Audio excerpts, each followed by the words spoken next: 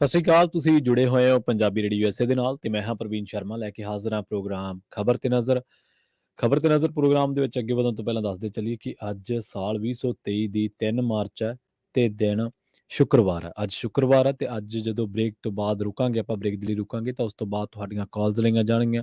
ਤੁਸੀਂ ਮਿੰਟੂ ਜੀ ਨੂੰ ਸਟੂਡੀਓ ਦਾ ਨੰਬਰ ਡਾਇਲ ਕਰਕੇ ਕੋਈ ਵੀ ਸਵਾਲ ਪੁੱਛ ਸਕਦੇ ਹੋ। ਸਟੂਡੀਓ ਦਾ ਨੰਬਰ ਹੈ 408 272 5200। ਖਬਰਾਂ ਤੇ ਚਰਚਾ ਕਰਨ ਦੇ ਲਈ ਮੇਰੇ ਨਾਲ ਜੁੜ ਚੁੱਕੇ ਨੇ ਮਿੰਟੂ ਗੁਰਸਰੀਆ ਜੀ, ਉਹਨਾਂ ਦਾ ਸਵਾਗਤ ਕਰਦੇ ਹਾਂ। ਪਹਿਲਾਂ ਫਿਰ ਕਰਾਂਗੇ ਕਿ ਅਹਿਮ ਖਬਰਾਂ ਤੇ ਚਰਚਾ। ਮਿੰਟੂ ਜੀ ਸਤਿ ਸ਼੍ਰੀ ਅਕਾਲ ਜੀ, ਸਵਾਗਤ ਹੈ ਜੀ ਪੰਜਾਬੀ ਰੇਡੀਓ USA ਤੇ। ਜੀ ਸ਼ੁਕਰੀਆ ਜੀ ਪ੍ਰਵੀਨ ਜੀ, ਸਾਰਿਆਂ ਨੂੰ ਸਤਿ ਸ੍ਰੀ ਅਕਾਲ ਜੀ। ਪ੍ਰੋਗਰਾਮ ਖਬਰ ਤੇ ਨਜ਼ਰ ਨੂੰ ਸਪਾਂਸਰ ਕਰਦੇ ਨੇ ਖਾਲਸਾ ਇੰਸ਼ੋਰੈਂਸ ਏਜੰਸੀ ਵਾਲੇ, ਜਿਨ੍ਹਾਂ ਤੋਂ ਤੁਸੀਂ ਹਰ ਤਰੀਕੇ ਦੀ ਇੰਸ਼ੋਰੈਂਸ ਲੈ ਸਕਦੇ ਹੋ। ਇੰਸ਼ੋਰੈਂਸ ਬਾਰੇ ਪਤਾ ਕਰਨ ਦੇ ਲਈ ਉਹਨਾਂ ਦਾ ਨੰਬਰ ਹੈ 408 272 2500।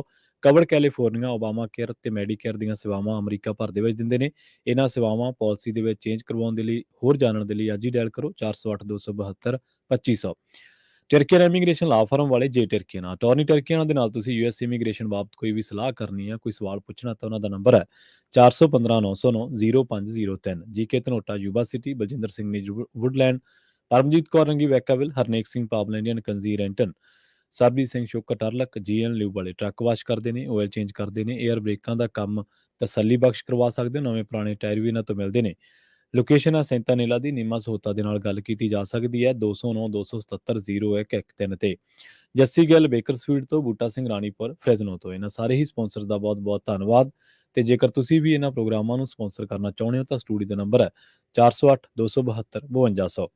ਮਿੰਟੂ ਜੀ, ਖਬਰਾਂ ਦੇ ਵੱਲ ਆਈਏ ਤੇ ਸ਼ੁਰੂਆਤ ਕਰੀਏ। ਅੰਮ੍ਰਿਤਪਾਲ ਸਿੰਘ ਵੱਲੋਂ ਜਥੇਦਾਰ ਅਕਾਲ ਤਖਤ ਸਾਹਿਬ ਦੇ ਨਾਲ ਮੁਲਾਕਾਤ ਕੀਤੀ ਗਈ ਹੈ ਜੀ। ਇਸ ਮੁਲਾਕਾਤ ਬਾਬਤ ਮੀਡੀਆ ਦੇ ਵਿੱਚ ਜੋ ਵੀ ਕੁਝ ਬਾਹਰ ਆਇਆ ਤਾਂ ਉਹਦੇ ਬਾਰੇ ਚਰਚਾ ਜ਼ਰੂਰ ਕਰਿਓ। ਜੀ ਬਿਲਕੁਲ। ਦੇਖੋ ਪ੍ਰਵੀਨ ਜੀ, ਕੀ ਹੈ ਕਿ ਸਾਡੇ ਇੱਥੇ ਸੈਸ਼ਨ ਸ਼ੁਰੂ ਹੋਇਆ ਬਜਟ ਇਜਲਾਸ ਜੀ।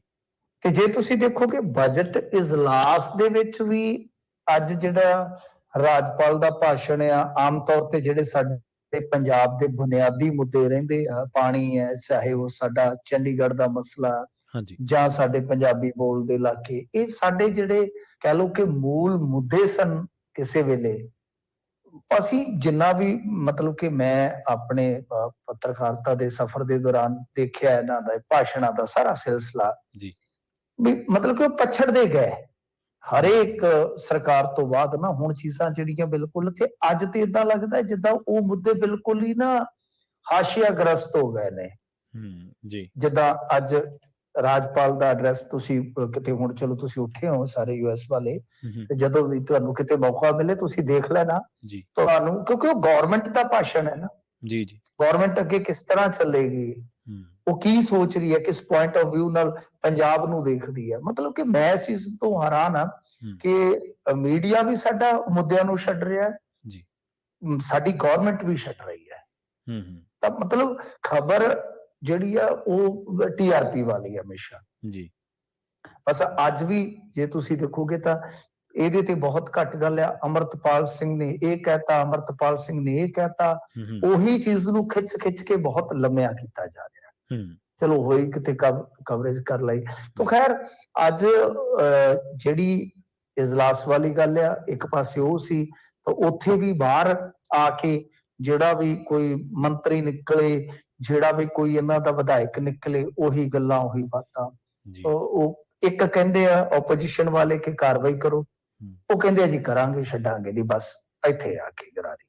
ਫਿਰ ਦੂਜੇ ਪਾਸੇ ਜੇ ਤੁਸੀਂ ਦੇਖੋਗੇ ਤਾਂ ਦਰਬਾਰ ਸਾਹਿਬ ਚ ਨਤਮਸਤਕ ਹੋਣ ਤੋਂ ਬਾਅਦ ਅਮਰਤਪਾਲ ਸਿੰਘ ਹੋਰਾਂ ਨੇ ਅਕਾਲ ਤਖਤ ਸਾਹਿਬ ਤੇ ਜਾ ਕੇ ਜਥੇਦਾਰ ਜੀ ਨਾਲ ਮੁਲਾਕਾਤ ਕੀਤੀ ਹੈ। ਹੁਣ ਦੇਖੋ ਬੰਦ ਕਮਰਾ ਮੀਟਿੰਗ ਹੈ, ਕੀ ਗੱਲਬਾਤ ਹੋਈ ਹੈ ਉਹ ਆਪਾਂ ਨੂੰ ਨਹੀਂ ਪਤਾ, ਪਰ ਬਾਹਰ ਆ ਕੇ ਜੋ ਗੱਲ ਕਹੀ ਹੈ ਉਹਨਾਂ ਨੇ ਕਿਹਾ ਕਿ ਬਈ ਇੱਕ ਕਹਿ ਲਓ ਕਿ ਰਸਮੀ ਮੁਲਾਕਾਤ ਹੈ, ਕੋਈ ਖਾਸ ਨਹੀਂ। ਤੇ ਇਹ ਕਿਹਾ ਕਿ ਜੇ ਸਾਨੂੰ ਮੰਨ ਲਓ ਅਜਨਾਲਾ ਵਾਲੇ ਘਟਨਾਕ੍ਰਮ ਚ ਕਿਤੇ ਅਕਾਲ ਤਖਤ ਸਾਹਿਬ ਤਲਬ ਕਰੇਗਾ ਤਾਂ ਅਸੀਂ ਜ਼ਰੂਰ ਆਵਾਂਗੇ। ਬਈ ਜੇ ਸਿਧਾਂਤਕ ਤੌਰ ਤੇ ਗਲਤ ਹੋਏ ਤਾਂ ਠੀਕ ਮੰਨਾਂਗੇ, ਪਰ ਸਾਡੇ ਕੋਲ ਹਵਾਲੇ ਨੇ, ਅਸੀਂ ਆਪਣੇ ਹਵਾਲੇ ਪੇਸ਼ ਕਰਾਂਗੇ।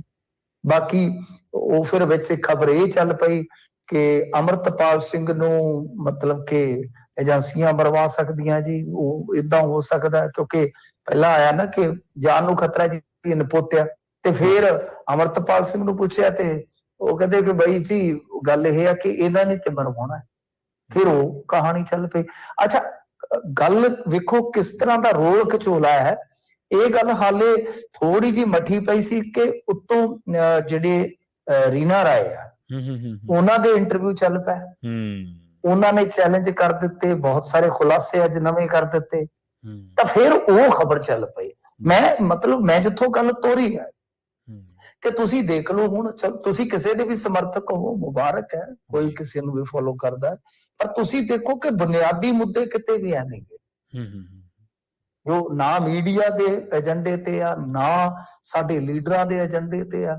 ਬਸ ਮਤਲਬ ਕਿ ਜਿੱਥੋਂ ਸਿਆਸਤ ਦੀ ਰੋਟੀ ਪੱਕਦੀ ਆ ਉਹ ਖਿੱਚੀ ਜਾਂਦੇ ਆ ਕੰਮ ਨੂੰ। ਤਾਂ ਇਹ ਬੜਾ ਇੱਕ ਮਤਲਬ ਕਿ ਅਹਿਮ ਪਹਿਲੂ ਹੈ ਕਿ ਸਾਡਾ ਮੀਡੀਆ ਵੀ ਅਸਲ ਮੁੱਦਿਆਂ ਨੂੰ ਛੱਡ ਰਿਹਾ ਹੈ।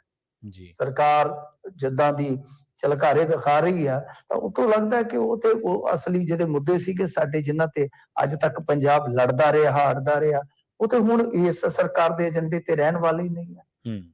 ਤਾਂ ਇਹ ਸਾਡੇ ਲਈ ਚਿੰਤਾ ਵਾਲੀ ਗੱਲ ਹੋ ਸਕਦੀ। ਪਰ ਮੈਂ ਜਿਵੇਂ ਤੁਹਾਨੂੰ ਦੱਸਿਆ ਕਿ ਸਾਰੀ ਦਿਹਾੜੀ ਇਹੋ ਹੀ ਖਬਰਾਂ, ਇਹੋ ਹੀ ਆਲੇ ਦੁਆਲੇ ਸਾਡੇ ਇੱਥੇ ਘੁੰਮਦੀਆਂ। ਤੇ ਸੱਚ ਜਾਣੋ, ਤੁਸੀਂ ਵੀ ਕਹੋਗੇ ਕਿ ਇੱਕੋ ਹੀ ਖਬਰ ਹੁੰਦੀ ਹੈ ਸਾਰੇ ਪੱਤਰਕਾਰਾਂ ਕੋਲ ਜਿਹੜੇ ਪੰਜਾਬ ਚੋਂ ਬੋਲਦੇ ਨੇ। ਪਰ ਕਰੀਏ ਕੀ? ਮੈਂ ਤੁਹਾਨੂੰ ਜਿਵੇਂ ਦੱਸਿਆ ਕਿ ਬਹੁਤ ਘੱਟ ਜਿਹੜੀ ਕਵਰੇਜ ਹੋ ਰਹੀ ਹੈ, ਬਹੁਤ ਘੱਟ ਮੁੱਦਿਆਂ ਤੇ ਧਿਆਨ ਦਿੱਤਾ ਜਾ ਰਿਹਾ। ਜੀ, ਅਗਲੀ ਖਬਰ ਦੇ ਵੱਲ ਵਧੀਏ ਮਿੰਟੂ ਜੀ, ਤੇ ਗੱਲ ਕਰੀਏ ਐਸਜੀਪੀਸੀ ਦੀ ਵਿਸ਼ੇਸ਼ ਇਕੱਤਰਤਾ, ਇਹਦੇ ਵਿੱਚ ਵੱਡੇ ਫੈਸਲੇ ਲਏ ਗਏ ਆ ਜੀ। ਦੇਖੋ, ਇਹ ਧਾਮੀ ਸਾਹਿਬ ਹੋਰਾਂ ਨੇ ਜਿਹੜੀ ਜਾਣਕਾਰੀ ਦਿੱਤੀ ਹੈ, ਵੈਸੇ ਤੇ ਜਦੋਂ ਅੱਜ ਇਕੱਤਰਤਾ ਹੋਈ ਸੀਗੀ, ਇਹਨਾਂ ਨੇ ਮੀਡੀਆ ਨੂੰ ਤੇ ਜਾਣ ਨਹੀਂ ਦਿੱਤਾ ਅੱਗੇ ਜੀ, ਤੇ ਬਾਹਰ ਪੁਲਿਸ ਵੀ ਬੈਠੀ ਸੀਗੀ, ਤੇ ਇਹਦੇ ਤੇ ਜੋ ਬੀਬੀ ਕਿਰਨਜੀਤ ਕੌਰ ਨੇ, ਉਹਨਾਂ ਨੇ ਇਤਰਾਜ਼ ਵੀ ਜਤਾਇਆ, ਇੱਕ ਪੋਸਟ ਵੀ ਪਾਇਆ ਹੋਇਆ ਹੈ। ਖੈਰ, ਇਹ ਬਾਹਰ ਆ ਕੇ ਜਿਹੜੀ ਜਾਣਕਾਰੀ ਦੇ ਰਹੇ ਨੇ ਧਾਮੀ ਸਾਹਿਬ, ਇਹ ਕਹਿੰਦੇ ਆ ਕਿ ਅਸੀਂ 6 ਮੈਂਬਰੀ ਇੱਕ ਕਮੇਟੀ ਬਣਾਈ ਹੈ। ਇਹਨਾਂ ਚੋਂ 3 ਮੈਂਬਰ ਜਿਹੜੇ ਸੀਨੀਅਰ ਮੀਤ ਪ੍ਰਧਾਨ ਬਲਦੇਵ ਸਿੰਘ, ਜੂਨੀਅਰ ਮੀਤ ਪ੍ਰਧਾਨ ਅਵਤਾਰ ਸਿੰਘ ਰਈਆ, ਜਨਰਲ ਸੈਕਟਰੀ ਗੁਰਚਰਨ ਸਿੰਘ ਗਰੇਵਾਲਾ, ਤੇ ਇਹਨਾਂ ਦੇ ਨਾਲ ਭੁੰਦੜ ਸਾਹਿਬ, ਚੰਦੂ ਮਾਜਰਾ ਸਾਹਿਬ ਤੇ ਦਲਜੀਤ ਸਿੰਘ ਚੀਮਾ ਵੀ ਹੋਣਗੇ। ਇਹਨਾਂ ਨੇ ਕਿਹਾ ਕਿ ਐਸਜੀਪੀਸੀ ਦੇ ਨਾਲ ਜੋ ਹੋ ਰਿਹਾ ਹੈ, ਉਹਦੇ ਮੁਤਲਕ ਅਸੀਂ ਸਾਰੇ ਜਿਹੜੇ ਮੈਂਬਰ ਪਾਰਲੀਮੈਂਟ ਆ ਦੇਸ਼ ਦੇ, ਜਿੰਨੇ ਵੀ ਪਾਰਲੀਮੈਂਟ ਹਨ, ਤਾਂ ਅਸੀਂ ਉਹਨਾਂ ਨੂੰ ਚਿੱਠੀਆਂ ਵੀ ਲਿਖਾਂਗੇ, ਜਾ ਕੇ ਮਿਲਾਂਗੇ ਵੀ, ਕਿਤੇ ਵੀ ਜਾਣਾ ਹੋਇਆ, ਚਾਹੇ ਉਹ ਸਿੱਕਮ, ਬੰਗਾਲ, ਬਿਹਾਰ, ਕੋਈ ਵੀ ਸਟੇਟ ਹੋਵੇ, ਕਿਤੇ ਵੀ ਹੋਵੇ, ਤੇ ਜਾ ਕੇ ਇਹ ਜਿਹੜੇ ਹੈਗੇ ਨੇ ਕਮੇਟੀ ਮੈਂਬਰਾਂ, ਇਹ ਮਿਲਣਗੇ। ਫਿਰ ਦੂਜੀ ਗੱਲ, ਉਹਨਾਂ ਨੇ ਜੋ ਪਿਛਲੇ ਦਿਨ ਹੀ ਤੁਹਾਨੂੰ ਪਤਾ ਹੈ, ਹਰਿਆਣੇ ਦੇ ਗੁਰੂ ਘਰਾਂ ਦੇ ਪ੍ਰਬੰਧ ਵਾਸਤੇ ਉਹ ਇੱਕ ਜਿਹੜੀ ਉੱਥੇ ਜ਼ੋਰ ਅਜ਼ਮਾਇਸ਼ ਹੋਈ ਆ, ਉਹਦੇ ਤੇ ਇਤਰਾਜ਼ ਜਤਾਇਆ ਕਿ ਕਿਸ ਤਰੀਕੇ ਦੇ ਨਾਲ ਗੁਰਦੁਆਰਾ ਸਾਹਿਬ ਦੀ ਪਰਿਕਰਮਾ 'ਚ ਪੁਲਿਸ ਜਿਹੜੀ ਹੈ ਉਹ ਜੁੱਤੀਆਂ ਸਮੇਤ ਦਾਖਲ ਹੋ ਗਈ। ਤੇ ਨਾਲ ਇਹਨਾਂ ਨੇ ਕਿਹਾ ਕਿ ਇੱਕ ਹੋਰ ਮਤਾ ਪਾਸ ਹੋਇਆ ਕਿ ਅੱਜ ਦੇਸ਼ ਦੀ ਸਰਕਾਰ ਬਹੁਤ ਤੇਜ਼ੀ ਨਾਲ ਘੱਟ ਗਿਣਤੀਆਂ ਦਾ ਗਲਾ ਘੁੱਟ ਰਹੀ ਹੈ, ਤੇ ਅਸੀਂ ਨਿੰਦਾ ਨਹੀਂ, ਤਾੜਨਾ ਵੀ ਕਰਨੇ ਆ। ਤੇ ਨਾਲ ਉਹ ਕਹਿੰਦੇ ਨੇ ਕਿ ਐਸਜੀਪੀਸੀ ਦਾ ਇਜਲਾਸ ਇਹ ਮਹਿਸੂਸ ਕਰਦਾ ਹੈ ਕਿ ਸਰਕਾਰ ਵੱਲੋਂ ਘੱਟ ਗਿਣਤੀ ਦੀਆਂ ਕੌਮਾਂ ਲਈ ਚਾਲਾਂ ਚੱਲੀਆਂ ਜਾ ਰਹੀਆਂ ਨੇ। ਭਾਰਤ ਨੂੰ ਹਿੰਦੂ ਰਾਸ਼ਟਰ ਬਣਾਉਣ ਲਈ ਸਰਕਾਰ ਵੱਲੋਂ ਹਰ ਹੀਲਾ ਵਰਤਿਆ ਜਾ ਰਿਹਾ ਹੈ। ਇਸ ਦੌਰਾਨ ਸੰਵਿਧਾਨ ਦੀ ਪਰਵਾਹ ਕੀਤੇ ਬਿਨਾਂ ਘੱਟ ਗਿਣਤੀਆਂ ਨਾਲ ਚੁਣੀਆਂ ਹੋਈਆਂ ਧਾਰਮਿਕ ਸੰਸਥਾਵਾਂ ਨੂੰ ਸਿੱਧੀ ਚੁਣੌਤੀ ਦਿੱਤੀ ਜਾ ਰਹੀ ਹੈ। ਦੇਖੋ, ਚਲੋ ਇਹਨਾਂ ਦੀ ਆਪਣੀ ਭਾਈ ਹੈਗੀ ਆ ਕੁਵਤ, ਜੋ ਵੀ ਇਹਨਾਂ ਨੇ ਕਰਨੀ ਹੈ, ਪਰ ਆਹ ਗੱਲਾਂ ਜਿਹੜੀਆਂ ਇਸ ਤਰ੍ਹਾਂ ਲਾਗ ਲਪੇਟ ਕਰਕੇ ਇਹ ਪੇਸ਼ ਕਰਦੇ ਆ ਨਾ, ਕਈ ਵਾਰ ਉਹ ਚੀਜ਼ਾਂ ਥੋੜੀਆਂ ਵਿਰੋਧਾਭਾਸ ਵਾਲੀਆਂ ਹੁੰਦੀਆਂ ਨੇ। ਚਲੋ, ਇਹਨਾਂ ਨੇ ਇਜਲਾਸ ਕੀਤਾ, ਮਤੇ ਕੀਤੇ ਨੇ, ਆਪਦੀ ਕੋਸ਼ਿਸ਼ ਕਰ ਸਕਦੇ ਆ। ਪਹਿਲੀ ਗੱਲ ਤੇ ਇਹ ਹੈ ਕਿ ਜਿਹੜੇ ਅੱਜ ਹਿੰਦੂ ਰਾਸ਼ਟਰ ਬਣਾਉਣ ਦੀ ਇਹ ਗੱਲ ਕਰਦੇ ਆ ਕਿ ਇਹ ਫਿਰਦੇ ਆ, ਤਾਂ ਬਈ ਅਕਾਲੀ ਦਲ, ਬਾਦਲ ਤੇ ਉਹਨਾਂ ਦੇ ਨਾਲ ਬਗਲਗੀਰ ਰਿਹਾ। 2 ਸਾਲ ਹੋਏ ਹੋਣੇ ਮਸੀਂ, ਮੈਨੂੰ ਲੱਗਦਾ ਇਹ ਅਲਾਇੰਸ ਟੁੱਟੇ ਨੂੰ। ਤਾਂ ਕੀ ਗੱਲ ਹੈ ਕਿ ਪਹਿਲਾਂ ਜਾਗ ਹੀ ਨਹੀਂ ਖੁੱਲੀ ਆਪਣੀ, ਸਾਰਾ ਕੁਝ ਦੇਖਦੇ ਰਹੇ, ਜਾਂ ਫਿਰ ਇਹਨੂੰ ਵੇਖਿਆ ਜਾਵੇ ਕਿ ਕੀ ਇੱਕ ਸਹਿਯੋਗੀ ਦੇ ਤੌਰ ਤੇ ਸੀ। ਫਿਰ ਦੂਜੀ ਗੱਲ ਇਹ ਹੈ ਕਿ ਹੁਣ ਠੀਕ ਆ, ਵੰਡ ਹੋਈ ਆ ਕਮੇਟੀ ਦੀ, ਪਰ ਇਸ ਵੰਡ ਦੇ ਬੀਜ ਕਿੱਦਾਂ ਬੀਜੇ ਗਏ, ਮੈਂ ਤੁਹਾਨੂੰ ਸਾਰੀ ਇੱਕ ਦਿਨ 90 ਤੋਂ ਲੈ ਕੇ ਕਹਾਣੀ ਸੁਣਾਈ ਸੀ ਪ੍ਰਵੀਨ ਜੀ, ਕਿ ਕਿਸ ਤਰ੍ਹਾਂ ਇਹ ਗੱਲ ਜਿਹੜੀ ਆ ਉਹ ਇੱਕ ਟਿਕਟ ਤੋਂ ਸ਼ੁਰੂ ਹੋਈ ਸੀਗੀ, ਤੇ ਫਿਰ ਅੱਜ ਇੱਥੋਂ ਤੱਕ ਪਹੁੰਚ ਗਈ ਆ। ਕੀ ਉਸ ਗਲਤੀ ਨੂੰ ਕਦੇ ਤੁਸੀਂ ਮੰਨੋਗੇ ਕਿ ਬਈ ਹਰਿਆਣੇ ਦੇ ਸਿੱਖਾਂ ਲਈ ਜੋ ਕੀਤਾ ਜਾਣਾ ਚਾਹੀਦਾ ਸੀਗਾ ਉਹ ਨਹੀਂ ਕੀਤਾ ਜਾ ਸਕਿਆ? ਕਿ ਇਸ ਚੀਜ਼ ਨੂੰ ਕਦੇ ਤੁਸੀਂ ਮਹਿਸੂਸ ਕਰੋਗੇ? ਫਿਰ ਸਭ ਤੋਂ ਵੱਡੀ ਗੱਲ ਇਹ ਆ ਕਿ ਹੁਣ ਇਹਨੂੰ ਜੋੜ ਰਹੇ ਹੋ ਤੁਸੀਂ, ਫਿਰ ਇਸੇ ਚੀਜ਼ ਦੇ ਨਾਲ ਕਿ ਕਮੇਟੀ ਨੂੰ ਖੋਰਾ ਲਾਇਆ ਜਾ ਰਿਹਾ ਜਾਂ ਸੰਸਥਾਵਾਂ ਨੂੰ ਖੋਰਾ ਲਾਇਆ ਜਾ ਰਿਹਾ, ਜਦ ਕਿ ਇਹ ਕੰਮ ਤਾਂ ਹੁੱਡਾ ਸਰਕਾਰ ਨੇ ਕੀਤਾ। ਜੀ। ਕਿ ਮਤਲਬ ਕਿ ਉਹ ਵੀ ਮੰਨ ਲਈਏ ਕਿ ਉਸ ਸਰਕਾਰ ਨੂੰ ਵੀ ਤੁਸੀਂ ਉਸੇ ਕਟਹਿਰੇ 'ਚ ਰੱਖਦੇ ਹੋ, ਹੂੰ, ਉਸੇ ਘੇਰੇ 'ਚ ਰੱਖਦੇ ਹੋ, ਜਿਹੜੀ ਅੱਜ ਵਿਚਾਰਧਾਰਕ ਤੌਰ ਤੇ ਤੁਸੀਂ ਇਹਨਾਂ ਪ੍ਰਤੀ ਆਪਣੀ ਇੱਕ ਦ੍ਰਿਸ਼ਟੀਕੋਣ ਦੇ ਮੁਤਾਬਕ ਤਸਵੀਰ ਬਣਾ ਕੇ ਰੱਖਦੇ ਹੋ। ਸੋ ਹੂੰ, ਖੈਰ ਖਾਸੀਆਂ ਗੱਲਾਂ ਨੇ, ਪਰ ਇਹਨਾਂ ਨੇ ਵੱਡੇ ਐਲਾਨ ਜ਼ਰੂਰ ਕੀਤੇ ਆ। ਇਹਦਾ ਮਤਲਬ ਇਹ ਆ ਕਿ ਲੜਾਈ ਜਿਹੜੀ ਆ ਹਰਿਆਣੇ ਦੀ ਵੱਖਰੀ ਕਮੇਟੀ ਵਾਲੀ ਹਾਲੇ ਖਤਮ ਨਹੀਂ ਹੋਈ, ਹੋਰ ਵੀ ਚੱਲੇਗੀ। ਜੀ। ਅਗਲੀ ਖਬਰ ਦੇ ਵੱਲ ਵਧੀਏ ਮਿੰਟੂ ਜੀ, ਤੇ ਗੱਲ ਕਰੀਏ ਅਰਬ ਦੇਸ਼ਾਂ ਦੀ। ਅਰਬ ਦੇਸ਼ਾਂ ਦੇ ਵਿੱਚ ਜਿਹੜੇ ਕਾਮੇ ਜਾਂਦੇ ਆ, ਉਹਨਾਂ ਦੇ ਸ਼ੋਸ਼ਣ ਦੀਆਂ ਕਹਾਣੀਆਂ ਆਪਾਂ ਅਕਸਰ ਹੀ ਸੁਣਦੇ ਰਹਿੰਦੇ ਹਾਂ, ਪੜ੍ਹਦੇ ਰਹਿੰਦੇ ਹਾਂ, ਖਬਰਾਂ ਤੇ ਚਰਚਾ ਕਰਦੇ ਰਹਿੰਦੇ ਹਾਂ। ਇਹੀ ਇੱਕ ਅਜਿਹੀ ਇੱਕ ਹੋਰ ਸ਼ੋਸ਼ਣ ਦੀ ਕਹਾਣੀ ਇੱਕ ਵਾਰ ਫਿਰ ਸਾਹਮਣੇ ਆਈ ਹੈ ਜੀ। ਨਹੀਂ ਦੇਖੋ, ਇਹ ਕੁਝ ਬੀਬੀਆਂ ਉੱਥੋਂ ਆਈਆਂ ਨੇ ਜੀ। ਅਰਬ ਦੇ ਵਿੱਚੋਂ, ਤੇ ਇਹਨਾਂ ਨੇ ਆ ਕੇ ਜਿਹੜੀ ਪੀਸੀ ਕੀਤੀ ਆ ਉਹਦੇ ਵਿੱਚ ਬੜੇ ਇੱਕ ਤਰ੍ਹਾਂ ਨਾਲ ਕਹਿ ਲਈਏ ਕਿ ਦਿਲ ਕੰਬਾਊ ਜਿਹੇ ਖੁਲਾਸੇ ਕੀਤੇ ਆ। ਬੰਦਾ ਸੋਚ ਕੇ ਹੈਰਾਨ ਹੁੰਦਾ ਹੈ ਕਿ ਕਿਸੇ ਅਣਜਾਣ ਮੁਲਕ ਦੇ ਵਿੱਚ ਕੋਈ ਇਸ ਤਰ੍ਹਾਂ ਕਿਸੇ ਦੀ ਬਹੂ, ਬੇਟੀ, ਧੀ, ਭੈਣ ਜੇ ਫਸ ਜਾਵੇ ਤਾਂ ਕਿੰਨਾ ਔਖਾ ਹੋਵੇਗਾ ਹਾਂਜੀ। ਪਰਿਵਾਰ ਵਾਸਤੇ, ਉਹਦੇ ਆਪਣੇ ਵਾਸਤੇ। ਤਾਂ ਇਹ ਕਹਾਣੀ ਕੁਝ ਇਸ ਤਰ੍ਹਾਂ ਹੈ ਕਿ ਇੱਕ ਏਜੰਟ ਨੇ ਇਹਨਾਂ ਨੂੰ ਚੜਾਇਆ ਸੀਗਾ ਸਾਊਦੀ ਅਰਬ, ਸ਼ਾਇਦ ਐਸੇ ਦੇਸ਼ ਦੇ ਵਿੱਚ, ਯਾਨੀ ਅਰਬ ਕੰਟਰੀ ਦੇ ਵਿੱਚ ਪਹੁੰਚਾ ਦਿੱਤਾ ਗਿਆ। ਉਸ ਤੋਂ ਬਾਅਦ ਉੱਥੇ ਕੋਈ ਨੀਲੂ ਨਾਂ ਦੀ ਜਨਾਨੀ ਸੀਗੀ, ਉਹਦੇ ਕੋਲ ਘਲਾਇਆ ਗਿਆ। ਉਹਨੇ ਪਾਸਪੋਰਟ ਰੱਖ ਲਏ। ਫਿਰ ਉਸ ਤੋਂ ਬਾਅਦ ਦੱਸਦੇ ਕਿ 1500 ਰਿਆਦ ਦੇ ਵਿੱਚ ਸ਼ਾਇਦ ਸੌਦਾ ਹੋ ਗਿਆ ਅੱਗੇ। ਜੀ। ਤੇ ਉਹ ਜਿਹੜੀਆਂ ਬੀਬੀਆਂ ਸੀਗੀਆਂ, ਕੁੜੀਆਂ ਸੀਗੀਆਂ, ਉਹਨਾਂ ਤੋਂ ਘਰ 'ਚ ਕੰਮ ਲਿਆ ਜਾਂਦਾ ਸੀਗਾ।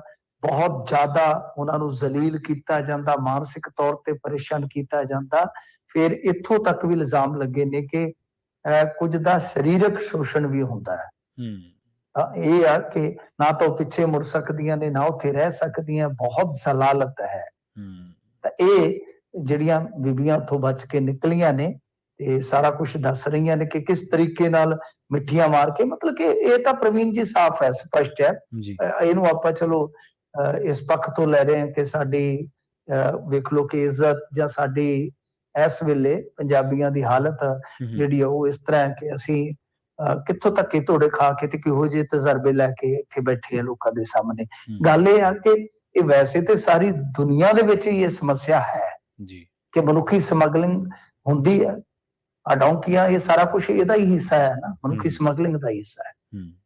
ਤਾਂ ਕਿਤੇ ਕਿਸੇ ਪੱਖ ਤੋਂ ਇਹਨਾਂ ਚੀਜ਼ਾਂ ਨੂੰ ਕੈਸ਼ ਕੀਤਾ ਜਾ ਰਿਹਾ, ਕਿਤੇ ਕਿਸੇ ਪੱਖ ਤੋਂ ਕੈਸ਼ ਕੀਤਾ ਜਾ ਰਿਹਾ, ਕਿਤੇ ਘੱਟ ਪੜ੍ਹੀਆਂ ਲਿਖੀਆਂ ਕੁੜੀਆਂ ਜਾਂ ਅਨਾਥ ਕੁੜੀਆਂ ਜਿਹੜੀਆਂ, ਉਹਨਾਂ ਨੂੰ ਵਰਗਲਾਇਆ ਜਾ ਰਿਹਾ, ਕਿਤੇ ਮੁੰਡਿਆਂ ਨੂੰ ਵਰਗਲਾਇਆ ਜਾ ਰਿਹਾ। ਸੋ ਇਹ ਹਰੇਕ ਥਾਂ ਤੇ, ਯਾਨੀ ਆਪਾਂ ਕਹਿ ਲਈਏ ਕਿ ਜੋ ਮਨੁੱਖੀ ਸਮਗਲਿੰਗ ਹੈ ਨਹੀਂ ਰੁਕ ਰਹੀ। ਇੰਡੀਆ 'ਚ ਬਹੁਤ ਜ਼ਿਆਦਾ, ਕਿਉਂਕਿ ਮੁਲਕ ਬਹੁਤ ਆ, ਵਸੋਂ ਬਹੁਤ ਆ, ਬਹੁਤ ਵੱਡਾ ਵਸੋਂ ਦਾ ਹਿੱਸਾ ਜਿਹੜਾ ਗੁਰਬਤ ਦਾ ਮਾਰਿਆ, ਗਰੀਬੀ ਦਾ ਮਾਰਿਆ। ਇਸ ਕਰਕੇ ਸਰਕਾਰ ਕੋਲ ਕੋਈ ਤੰਤਰ ਨਹੀਂ, ਕੋਈ ਕੁਛ ਨਹੀਂ, ਕੋਈ ਰਿਕਾਰਡ ਨਹੀਂ, ਕੋਈ ਬਿਊਰੋ ਨਹੀਂ, ਕੋਈ ਕੁਛ ਵੀ ਨਹੀਂ ਹੈ ਜੀ। ਸੋ ਇਸ ਕਰਕੇ ਜ਼ਰੂਰੀ ਤੇ ਹੈ ਕਿ ਇਹ ਗੱਲਾਂ ਜਿਹੜੀਆਂ ਪਾਰਲੀਮੈਂਟ ਦੇ ਵਿੱਚ ਉੱਠਣ, ਉਥੋਂ ਕੋਈ ਮਤਲਬ ਕਿ ਠੋਸ ਕੋਈ ਤੰਤਰ ਵਿਕਸਿਤ ਕਰਨ ਦਾ ਕੋਈ ਖਿਆਲ ਜਿਹੜਾ ਹੈ ਉਹ ਇੱਥੇ ਅਮਲ 'ਚ ਆਵੇ ਅੱਗੇ, ਫਿਰ ਕੋਈ ਗੱਲ ਬਣ ਸਕਦੀ ਆ। ਇਹ ਤਾਂ ਨਹੀਂ ਤਾਂ ਮਹੀਨੇ ਛਮਾਈ ਇਸ ਤਰ੍ਹਾਂ ਦੇ ਮਾਮਲੇ ਜਿਹੜੇ ਉਹ ਆਪਾਂ ਸੁਣਦੇ ਹੀ ਰਹਿੰਦੇ ਆ। ਏਜੰਟ ਜਿਹੜੇ ਨੇ ਉਹ ਕਮਾਈਆਂ ਕਰੀ ਜਾਂਦੇ ਆ। ਜੀ।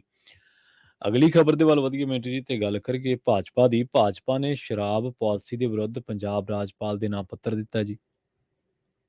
ਦੇਖੋ, ਸ਼ਰਾਬ ਪਾਲਿਸੀ ਵਾਲਾ ਮਾਮਲਾ ਮੈਨੂੰ ਲੱਗਦਾ ਕਿ ਪੰਜਾਬ ਸਰਕਾਰ ਦਾ ਖਰਾਬ ਹੋਏਗਾ ਜੀ, ਕਿਉਂਕਿ ਇਹਨਾਂ ਨੇ ਆਪਣੀ ਵੈਬਸਾਈਟ ਤੋਂ ਉਹ ਜਿਹੜਾ ਪਰਫਾਰਮਾ ਹੁੰਦਾ ਹੈ ਰੀਨਿਊ ਕਰਨ ਵਾਲਾ ਲਾਇਸੈਂਸ, ਉਹ ਵੀ ਹਟਾ ਦਿੱਤਾ ਹੈ। ਇਸ ਤੋਂ ਇਲਾਵਾ ਕੱਲ ਟ੍ਰਿਬਿਊਨ ਵੀ ਖਬਰ ਲਾਈ ਖੜਾ ਸੀਗਾ ਕਿ ਬਈ ਹੋ ਸਕਦਾ ਹੈ ਕਿ ਜਿਹੜੀਆਂ ਸੈਂਟਰਲ ਏਜੰਸੀਆਂ ਉਹਨਾਂ ਦਾ ਪਰਛਾਵਾਂ ਵੀ ਪੈ ਜਾਵੇ ਇਹਦੇ ਤੇ। ਇੱਥੋਂ ਤੱਕ ਕਿਹਾ ਗਿਆ ਉਸ ਰਿਪੋਰਟ ਦੇ ਵਿੱਚ ਕਿ ਆਉਣ ਵਾਲੇ ਦਿਨਾਂ ਦੇ ਵਿੱਚ ਇਹ ਨਵੀਂ ਪਾਲਿਸੀ ਬਣਾ ਰਹੇ ਆ ਕਿ ਜਿਹਦੇ ਵਿੱਚ ਕੁਝ ਤਬਦੀਲੀਆਂ ਕੀਤੀਆਂ ਜਾਣਗੀਆਂ। ਮਤਲਬ ਕਿ ਜਿਹੜੀ ਪਾਲਿਸੀ ਬੜੇ ਧੂਮ ਧੜਕੇ ਨਾਲ ਲਿਆਂਦੀ ਸੀ, ਸ਼ਾਇਦ ਉਹਦੇ ਤੋਂ ਵੀ ਕੁਝ ਚੇਂਜ ਜਿਹੜੇ ਆ ਵੱਖਰੇ ਕਰਨੇ ਪੈਣ। ਤਾਂ ਖੈਰ ਇਹ ਹੈ ਕਿ ਹੁਣ ਭਾਜਪਾ ਮੈਦਾਨ ਦੇ ਵਿੱਚ ਹੈ। ਭਾਜਪਾ ਇਸ ਕਰਕੇ ਮੈਦਾਨ ਦੇ ਵਿੱਚ ਹੈ ਕਿਉਂਕਿ ਦਿੱਲੀ 'ਚ ਗ੍ਰਿਫਤਾਰੀਆਂ ਬਹੁਤ ਹੋ ਗਈਆਂ। ਦਿੱਲੀ 'ਚ ਜੋ ਗ੍ਰਿਫਤਾਰੀਆਂ ਹੋਈਆਂ, ਜੋ ਇਹਨਾਂ ਨੂੰ ਲੱਗਦਾ ਸੀਗਾ ਕਿ ਅਸੀਂ ਬਹੁਤ ਵੱਡਾ ਇੱਕ ਸਮਰਥਨ ਇਕੱਠਾ ਕਰ ਲਾਂਗੇ ਲੋਕਾਂ ਦਾ, ਲੋਕਾਂ ਨੇ ਇੰਨਾ ਜ਼ਿਆਦਾ ਚੰਗਾ ਰਿਸਪੌਂਡ ਨਹੀਂ ਇਹਨਾਂ ਨੂੰ ਕੀਤਾ। ਤਾਂ ਇਸ ਕਰਕੇ ਹੁਣ ਭਾਜਪਾ ਨੂੰ ਲੱਗਦਾ ਹੈ ਕਿ ਇਹ ਮੌਕਾ ਹੈ ਕਿ ਅਸੀਂ ਉਹੀ ਦਿੱਲੀ ਵਾਲਾ ਮਾਹੌਲ ਇੱਥੇ ਵੀ ਬਣਾਈਏ। ਤਾਂ ਇਸ ਕਰਕੇ ਹੁਣ ਥੋੜਾ ਮਾਹੌਲ ਬਣੇਗਾ ਤੇ ਫਿਰ ਉਸ ਤੋਂ ਬਾਅਦ ਸ਼ਿਕਾਇਤਾਂ ਵਕੈਤਾਂ ਤੇ ਜਿਹੜੀਆਂ ਹੈਗੀਆਂ ਹੋ ਸਕਦਾ ਏਜੰਸੀਆਂ ਇੱਧਰ ਵੀ ਆ ਜਾਣ, ਕਿਉਂਕਿ ਦੋਸ਼ ਤਕਰੀਬਨ ਇੱਕੋ ਜਿਹੇ ਨੇ। ਚਲੋ ਅੱਜ ਆਪਣੇ ਕੋਲ ਸਮਾਂ ਘੱਟ ਹੈ, ਮੈਂ ਕਾਹਲੀ 'ਚ ਗੱਲ ਮੁਕਾ ਰਿਹਾ ਕਿ ਦੇਖੋ ਮਤਲਬ ਦੋਸ਼ ਜਿਹੜੇ ਆ ਉਹ ਇਸ ਤਰ੍ਹਾਂ ਆ ਕਿ ਪੰਜਾਬ ਵਾਲੀ ਪਾਲਿਸੀ ਬਾਰੇ ਵੀ ਕਿਹਾ ਜਾ ਰਿਹਾ ਕਿ ਇਹ ਵੀ ਉੱਥੇ ਸੱਦ ਕੇ ਬਣਾਈ ਗਈ ਹੈ।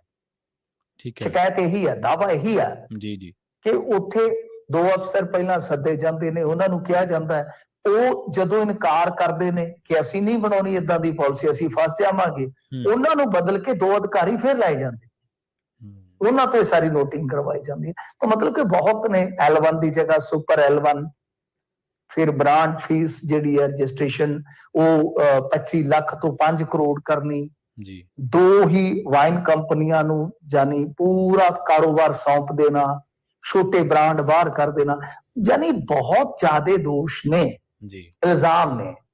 ਤਾਂ ਇਸ ਕਰਕੇ ਹੁਣ ਭਾਜਪਾ ਪਿੜ ਮੱਲੀ ਖਲੋਤੀ ਹੈ ਕਿ ਮਾਹੌਲ ਬਣਾਇਆ ਜਾਵੇ, ਫਿਰ ਸੈਂਟਰਲ ਏਜੰਸੀਆਂ ਜੇ ਆਉਣਗੀਆਂ, ਕੱਲ ਨੂੰ ਕੋਈ ਖੁਲਾਸਾ ਹੁੰਦਾ ਹੈ ਤਾਂ ਅਸੀਂ ਖੁੱਲੇ ਰੂਪ ਦੇ ਵਿੱਚ ਗਲੀਆਂ 'ਚ ਉਤਰ ਕੇ ਕਹਿ ਸਕਦੇ ਹਾਂ ਕਿ ਬਦਲਾਅ ਦੇ ਨਾਂ ਤੇ ਬਈ ਇਹਨਾਂ ਤੇ ਕੁਝ ਹੋਰ ਹੀ ਕਾਂਡ ਕਰ ਦਿੱਤਾ ਜੀ।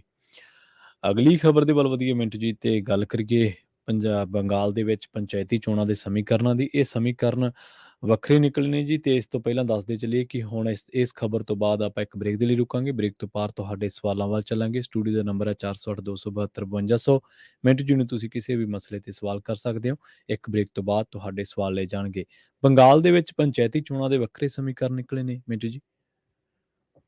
ਜੀ ਦੇਖੋ, ਬੰਗਾਲ ਦੀਆਂ ਚੋਣਾਂ ਦਾ ਨਾ ਐਲਾਨ ਕਿਸੇ ਵੇਲੇ ਵੀ ਹੋ ਜਾਣਾ, ਕਿਉਂਕਿ ਉਹਨਾਂ ਦਾ ਮਾਮਲਾ ਪੰਚਾਇਤਾਂ ਦਾ ਜਿਹੜਾ ਹੈ ਉਹ ਹੈਗਾ ਹਾਲ ਦੀ ਘੜੀ ਕੋਰਟ ਦੇ ਵਿੱਚ। ਕੋਰਟ ਨੇ ਜਿੱਦਣ ਫੈਸਲਾ ਦਿੱਤਾ ਉੱਥੇ ਇਲੈਕਸ਼ਨ ਸ਼ੁਰੂ ਹੋ ਜਾਏਗਾ। ਤੇ ਸਭ ਤੋਂ ਜ਼ਿਆਦਾ ਹਿੰਸਾ ਜੇ ਆਪਾਂ ਦੇਸ਼ ਦੇ ਵਿੱਚ ਕਿਤੇ ਦੇਖਦੇ ਹਾਂ ਇਲੈਕਸ਼ਨ 'ਚ, ਤਾਂ ਉੱਥੇ ਆਪਾਂ ਪੰਚਾਇਤੀ ਇਲੈਕਸ਼ਨ ਜਿਹੜੇ ਬੰਗਾਲ ਦੇ ਨੇ ਜ਼ਿਆਦਾ ਉੱਥੇ ਦੇਖਾਂਗੇ। ਬਹੁਤ ਜ਼ਿਆਦਾ ਹਿੰਸਾ ਹੁੰਦੀ ਹੈ।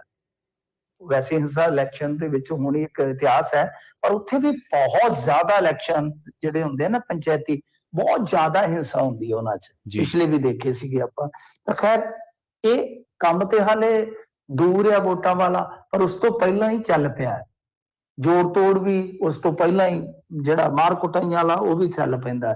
ਬਹਰਹਾਲ ਉੱਥੇ ਹੇਠਲੇ ਪੱਧਰ ਤੇ ਕੀ ਮਾਹੌਲ ਬਣ ਰਿਹਾ ਕਿ ਜਿੱਦਾਂ ਤ੍ਰਿਪੁਰਾ ਦੇ ਵਿੱਚ ਵੇਖ ਲਓ, ਕਿਸੇ ਵੇਲੇ ਜਿਹੜੇ ਕਾਮਰੇਡ ਇਸ ਗੱਲੋਂ ਲੜ ਪਏ ਸਨ 60 ਦੇ ਦਹਾਕੇ 'ਚ ਕਿ ਇਹ ਧੜਾ ਕਾਂਗਰਸ ਦਾ ਪਿੱਠੂ ਹੈ, ਅਸੀਂ ਨਵੇਂ ਸਿਰੇ ਤੋਂ ਵਿਉਂਤਬੰਦੀ ਕਰਾਂਗੇ, ਅਸੀਂ ਨਵੇਂ ਸਿਰੇ ਤੋਂ ਆਪਣਾ ਸੰਗਠਨ ਖੜਾ ਕਰਾਂਗੇ, ਤਾਂ ਹੀ ਟੁੱਟ ਭੱਜ ਹੋਈ ਸੀਗੀ ਨਾ CPI 'ਚ।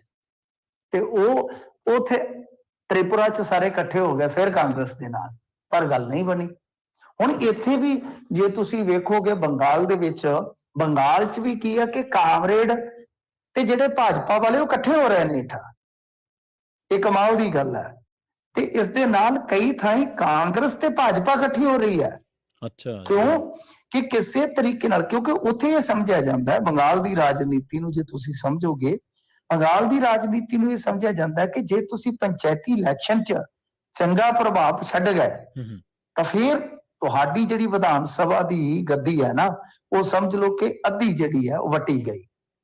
ਉਹ ਇਹ ਆ। ਸੋ ਉੱਥੇ ਹੁਣ ਇਸ ਤਰ੍ਹਾਂ ਦੇ ਸਮੀਕਰਨ ਬਣ ਰਹੇ ਆ ਕਿ ਕਿਤੇ ਕਾਂਗਰਸ ਭਾਜਪਾ ਜਾਂ ਕਾਮਰੇਡ ਭਾਜਪਾ ਇਹ ਰਲ ਕੇ ਘਿਰ ਰਹੇ ਆ। ਤੇ ਇਹ ਤਸਵੀਰ ਬਿਲਕੁਲ ਵੈਸੀ ਹੈ, ਇਹ ਕੋਈ ਅਜੀਬੋ-ਗਰੀਬ ਨਹੀਂ ਹੈ। ਜੇ ਤੁਸੀਂ ਕਹੋ ਨਾ ਕਿ ਇਹ ਬੜਾ ਅਨੋਖਾ ਜਿਹਾ ਕੰਮ ਆ। ਇੱਕ ਤਾਂ ਮੈਂ ਤੁਹਾਨੂੰ ਤ੍ਰਿਪੁਰਾ ਦੀ ਮਿਸਾਲ ਦੇ ਦਿੱਤੀ, ਵੇਖੋ ਕਿ ਉੱਥੇ ਵੀ ਕਾਮਰੇਡ ਧਿਰਾਂ ਸਾਰੀਆਂ ਇਕੱਠੀਆਂ ਹੋ ਗਈਆਂ ਕਾਂਗਰਸ ਦੇ ਨਾਲ, ਜੋ ਕਾਂਗਰਸ ਦੇ ਨਾਂ ਤੇ ਲੜੀਆਂ ਕਦੇ ਟੁੱਟੀਆਂ। ਅੱਛਾ, ਇਹ ਤੋਂ ਬਾਅਦ ਜੇ ਤੁਸੀਂ ਆ ਜਾਓਗੇ ਤੇ ਮਮਤਾ ਬੈਨਰਜੀ ਤੇ ਖੁਦ NDA ਦਾ ਹਿੱਸਾ ਰਹੀ ਹੈ। ਸ਼ਾਇਦ ਤੁਹਾਨੂੰ ਯਾਦ ਹੋਏਗਾ, ਤੇ ਰੇਲ ਮੰਤਰੀ ਰਹੀ ਹੈ ਬੀਬੀ। ਤੇ ਇਹਨੇ ਇੱਕ ਵਾਰੀ, ਮੈਂ ਨਹੀਂ ਭੁੱਲਦਾ, ਤੇ 2002-03 ਦੇ ਕਰੀਬ ਇਹ ਗੱਲ ਕਹੀ ਸੀਗੀ। ਉਦੋਂ ਕਾਮਰੇਡ ਬੜੇ ਪੱਕੇ ਸਨ ਉੱਥੇ ਕਿ ਬਈ ਜੇ ਮੈਨੂੰ ਆਰਐਸਐਸ 1% ਵੀ ਸਹਿਯੋਗ ਦੇ ਦੇਵੇ ਤੇ ਮੈਂ ਇਹਨਾਂ ਦੀ ਜੜ ਪੱਟ ਦਿਆਂਗੇ। ਜੀ ਸੋ ਉਸੇ ਤਰ੍ਹਾਂ ਦੀ ਤਸਵੀਰ ਅੱਜ ਵੇਖ ਲਓ ਕਿ 20 ਸਾਲਾਂ ਬਾਅਦ ਫਿਰ ਬਣ ਰਹੀ ਹੈ। ਤਾਂ ਉੱਥੇ ਇਸ ਕਰਕੇ ਯਾਦ ਕੀਤਾ ਜਾ ਰਿਹਾ ਕਿਉਂਕਿ ਮਮਤਾ ਬੈਨਰਜੀ ਕਹਿ ਚੁੱਕੀ ਹੈ ਕਿ ਮੈਂ ਇਕੱਲਿਆਂ ਜਾਊਂਗੀ 2024 ਦੇ ਇਲੈਕਸ਼ਨ 'ਚ, ਤੇ ਨਾਰਥ ਈਸਟ ਦੇ ਵਿੱਚ ਇੱਕ ਸਟੇਟ 'ਚ 5 ਸੀਟਾਂ ਵੀ ਲੈ ਗਈ ਹੈ ਮਮਤਾ ਬੈਨਰਜੀ ਦੀ ਪਾਰਟੀ। ਇਸ ਕਰਕੇ ਕਾਫੀ ਚਰਚਾ ਹੈ ਕਿ ਮਮਤਾ ਬੈਨਰਜੀ ਨੇ ਜਿਵੇਂ ਕਦੇ ਖੱਬਿਆਂ ਦੇ ਖਿਲਾਫ ਲਾਮਬੰਦੀ ਕੀਤੀ ਸੀਗੀ, ਅੱਜ ਮਮਤਾ ਬੈਨਰਜੀ ਦੇ ਖਿਲਾਫ ਵੈਸੀ ਹੀ ਲਾਮਬੰਦੀ ਜਿਹੜੀ ਹੈ ਉਹ ਦੂਸਰੇ ਪਾਸੇ ਹੋ ਰਹੀ ਹੈ। ਜੀ ਮਿੰਟੂ ਜੀ ਇੱਕ ਬ੍ਰੇਕ ਦੇ ਲਈ ਰੁਕਦੇ ਹਾਂ ਜੀ, ਬ੍ਰੇਕ ਤੋਂ ਪਾਰ ਚੱਲਾਂਗੇ ਸਰੋਤਿਆਂ ਦੇ ਸਵਾਲਾਂ ਦੇ ਵੱਲ ਜੀ।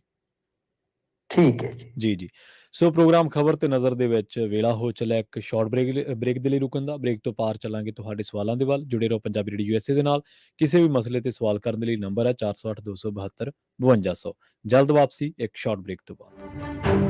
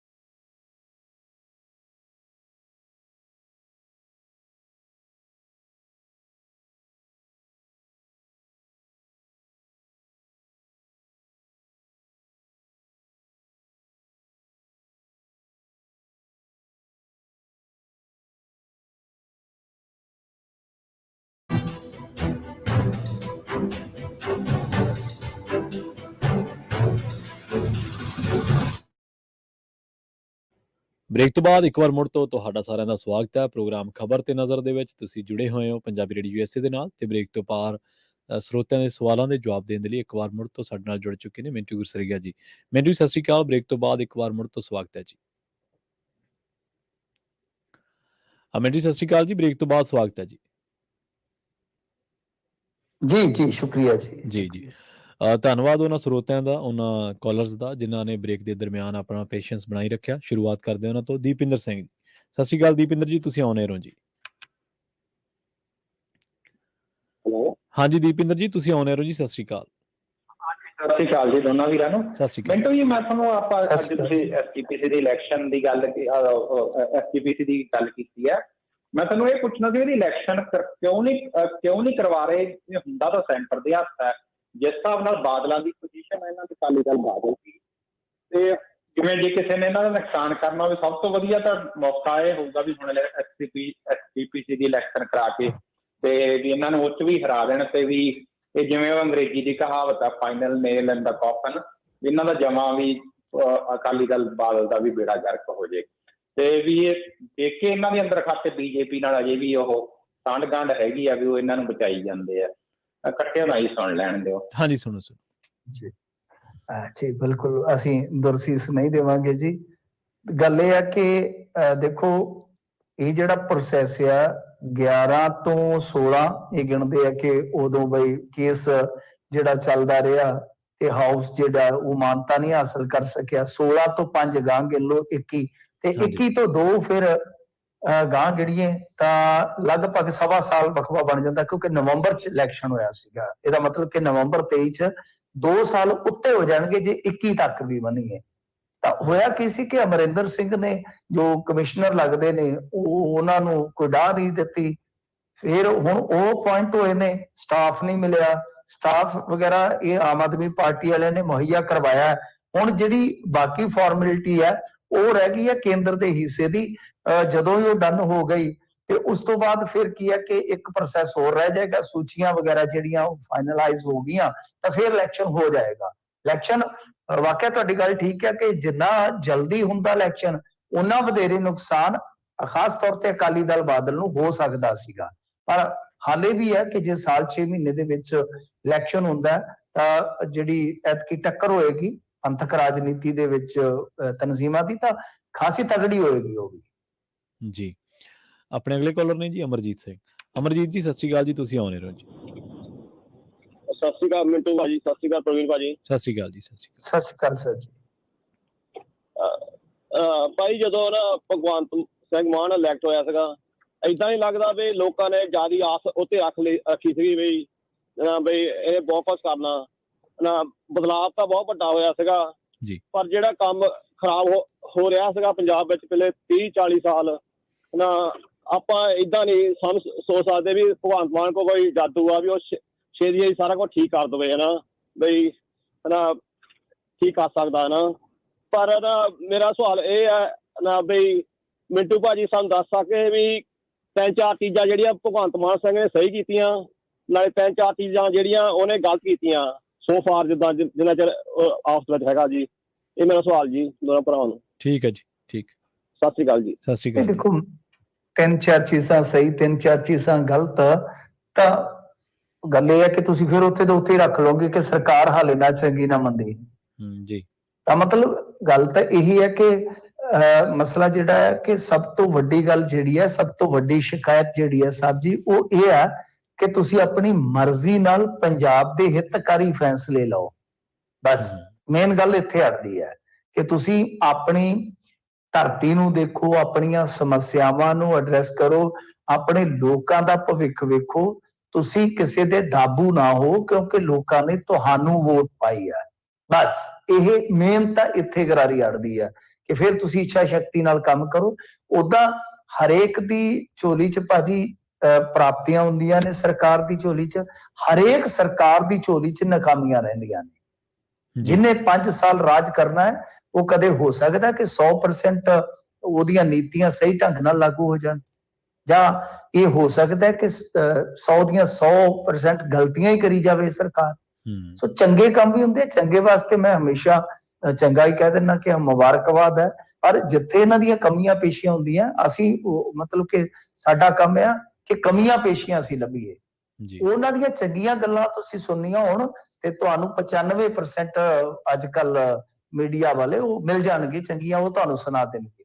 ਪਰ ਦਰਅਸਲ ਗੱਲ ਇਹ ਆ ਕਿ ਜੇ ਤੁਸੀਂ ਆਜ਼ਾਦਾਨਾ ਢੰਗ ਦੇ ਨਾਲ ਚੱਲੋ, ਪੂਰੀ ਦੂਰ ਅੰਦੇਸ਼ਤਾ ਨਾਲ ਚੱਲੋ, ਤਾਲਮੇਲ ਬਿਠਾ ਕੇ ਚੱਲੋ ਤਾਂ ਪੰਜਾਬ ਦਾ ਕੁਝ ਸਵਰੂਗਾ। ਕਿਉਂਕਿ ਵਿਗਾੜ ਬਹੁਤ, ਅਸੀਂ ਵੀ ਇਹ ਗੱਲ ਮੰਨਦੇ ਆ। ਮੈਂ ਤਾਂ ਬਹੁਤ ਵਾਰੀ ਕਿਹਾ, ਆਪਣੇ ਇਸ ਪ੍ਰੋਗਰਾਮ 'ਚ ਵੀ ਕਿਹਾ ਜੀ ਕਿ ਕੁਝ ਨੀਤੀਆਂ ਏਦਾਂ ਦੀਆਂ ਹੁੰਦੀਆਂ ਜਿਨ੍ਹਾਂ ਵਾਸਤੇ ਤੁਹਾਨੂੰ ਟਾਈਮ ਦੇਣਾ ਪੈਂਦਾ ਹੈ। ਬਣਾਉਣ ਤੇ ਵੀ ਟਾਈਮ ਲੱਗਦਾ, ਜੀ ਲਾਗੂ ਕਰਾਉਣ ਤੇ ਵੀ ਟਾਈਮ ਲੱਗਦਾ ਹੈ। ਤਾਂ ਉਹ ਟਾਈਮ ਦੇਣਾ ਪੈਂਦਾ ਹੁੰਦਾ ਸਰਕਾਰਾਂ ਨੂੰ, ਪਰ ਉਸ ਦਿਸ਼ਾ ਵੱਲ ਵਧਣ ਤਾਂ ਸਹੀ। ਜੀ ਆਪਣੇ ਅਗਲੇ ਕਾਲਰ ਨੇ ਜੀ ਜਸਵੀਰ ਸਿੰਘ। ਸਤਿ ਸ਼੍ਰੀ ਅਕਾਲ ਜੀ, ਤੁਸੀਂ ਆਉਣੇ ਰਹੋ ਜੀ। ਹਾਂਜੀ, ਸਤਿ ਸ੍ਰੀ ਅਕਾਲ ਸਾਰੇ ਭਰਾਵਾਂ ਨੂੰ। ਸਤਿ ਸ਼੍ਰੀ ਅਕਾਲ ਜੀ। ਸਤਿ ਸ਼੍ਰੀ ਅਕਾਲ ਜੀ। ਮਿੰਟੂ ਜੀ, ਮੇਰਾ ਨਾ ਖਾਸ ਸਵਾਲ ਹੈ, ਖਾਸ ਮੁੱਦੇ ਤੇ ਪੰਜਾਬ ਦੇ ਵਪਾਰ ਬਾਰੇ। ਜੀ ਪਿੱਛੇ ਜੇ ਮੈਂ ਭਗਵੰਤ ਅੱਛਾ। ਮਾਨ ਦਾ ਬਿਆਨ ਸੁਣਿਆ ਸੀਗਾ, ਭਗਵੰਤ ਮਾਨ ਦਾ, ਉਹ ਕਹਿ ਰਿਹਾ ਸੀ ਅਸੀਂ ਪਾਕਿਸਤਾਨ ਦੇ ਨਾਲ ਵਪਾਰ ਨਹੀਂ ਕਰਨਾ ਕਿਉਂਕਿ ਪਾਕਿਸਤਾਨ ਬਾਰਡਰ ਰਾਹੀਂ ਜ਼ਹਿਰ ਭੇਜ ਰਿਹਾ, ਯਾਨੀ ਕਿ ਡਰੱਗ ਭੇਜ ਰਿਹਾ। ਹੁਣ ਵੇਖੋ, ਜੇਕਰ ਜੀ। ਤੇ ਮਿੰਟੂ ਜੀ ਇਹ ਬਿਆਨ ਮੋਦੀ ਸ਼ਾਹ ਦਾ ਆਵੇ ਤੇ ਗੱਲ ਸਮਝ ਆ ਜਾਂਦੀ ਹੈ ਕਿ ਉਹਨਾਂ ਦਾ ਅਧਿਕਾਰ ਖੇਤਰ ਹੈ।